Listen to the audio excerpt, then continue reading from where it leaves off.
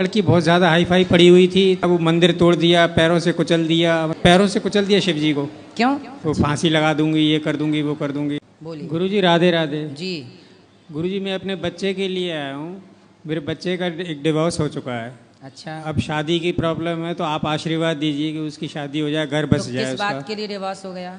जी, किस बात से डिवोर्स हो गया? क्यों डिवोर्स हो गया? डिवोर्स इसलिए हो गया कि वो लड़की बहुत ज़्यादा हाई फाई पड़ी हुई थी, तो वो परेशान करती थी लड़के को। मतलब बहुत पढ़ी ज़्यादा। हुई थी तो परेशान? बहुत ज़्यादा पढ़ी मतलब लिखी थी तो वो तो और समझदार होना चाहिए था उसको। नहीं थी ना, उसका माइंड थोड़ा एब्सेंट रहता था। क्या कहती थी वो? बहुत ज़्यादा टॉर्चर करती थी लड़के को। क्या बोलती थी? बहुत ज़्यादा, मैं बता नहीं सकता हूँ आपको। वो फांसी लगा दूंगी, ये कर दूंगी, वो कर दूंगी। क्यों? समझ में नहीं आया कुछ। बहुत परेशानी है, आप आशीर्वाद तो दीजिए। आप लोगों की सेवा करती थी कि नहीं? नहीं, बिल्कुल नहीं। देखो आजकल देखो, पढ़ना लिखना गलत नहीं है, गलत नहीं, लेकिन परंतु पढ़ लिख करके हम अपनों से बड़ों का आदर करना भूल जाएं, बड़ों का सम्मान करना भूल जाएं, ये तो बहुत गलत बात है। पति के साथ भी नहीं रह पाई ना।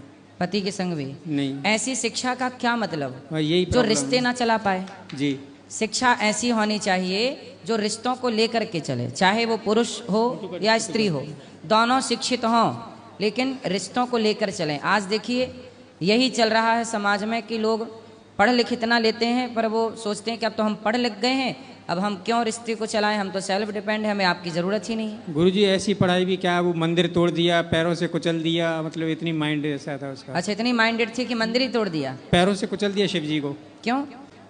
पढ़ी तोड़ लिखी दिया, है? बहुत ज़्यादा। अच्छा, इतनी पढ़ी लिखी है कि शिव जी को कुचल दिया पाँव से? मानती नहीं थी भगवान जी को। अच्छा, ईश्वर को नहीं मानती? बिल्कुल नहीं।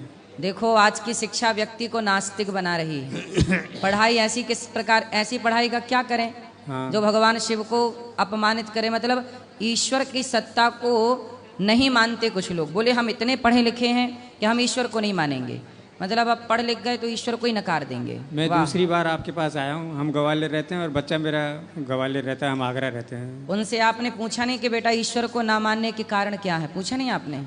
बात ही नहीं करती थी ना, ढंग से जवाब नहीं देती थी। नहीं देते। हाँ। कभी ले आना, हम समझाएंगे ऐसे लोगों नहीं, को। वो हम तो ही ठीक कर डिवोर्स पाते हैं। वो तो डिवोर्स हो गया। ऐसे लोगों के लिए भगवान ने हमें भेजा है। अब आशीर्वाद दीजिए, आप बच्चे का काम हो जाए, तो शादी हो जाए। चलो उसका घर बिहारी बस जी जाए। ठीक करेंगे। धन्यवाद।